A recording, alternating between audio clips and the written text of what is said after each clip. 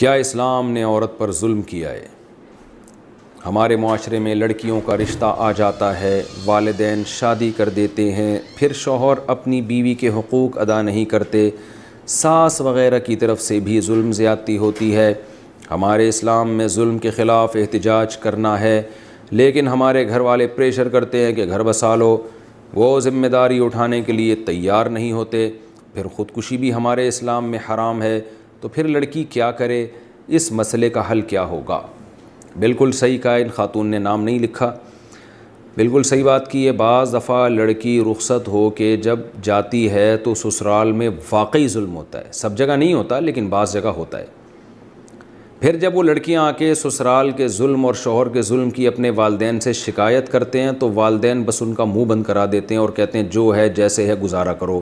یہ بہت بے مروتی کی بات ہے۔ ایسے والدین کا خیال ہوتا ہے کہ ہم نے جب لڑکی کو گھر میں سے رخصت کیا نا، گویا ایک ٹینشن تھی جو ہم نے اپنے سر سے اتاری ہے اور اب ہم اس ٹینشن کو دوبارہ نہیں پال سکتے۔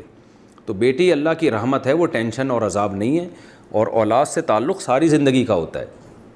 اگر آپ نے اس کو رخصت کر دیا تو اس نیت سے نہیں کہ ایک بوجھ ہم نے سر سے اٹھا رہا ہے، دفع کرو اس کو، یہاں سے چلی گئی، تو اس نیت سے آپ اس کو رخصت نہ کریں۔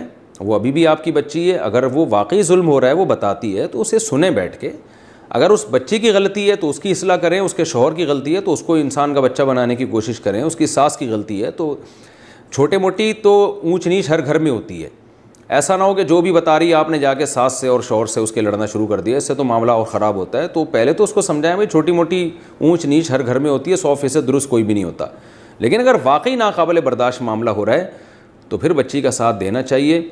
پہلی کوشش اصلاح کی ہو، شوہر سدھر جائے، ساس سدھر جائے، نہیں سدھر رہے تو پھر پوری زندگی اس کی برباد نہ کریں، علیحدگی کی طرف جائیں، اس سے لڑکے سے طلاق لے کے اس کے کہیں اور عدت کے بعد اس کی شادی کریں۔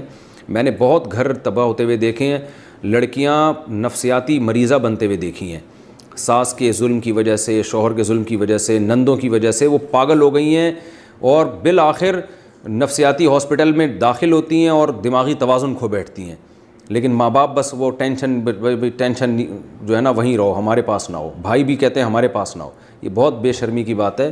آپ کا جو بلڈ ریلیشن ہے، جو خونی رشتہ ہے، وہ موت تک اللہ نے، بلکہ آخرت میں بھی وہ ہوگا، میدان حشر میں بھی ہوگا، تو اس کا ایسے لا تعلقی کا اظہار نہیں کرنا چاہیے۔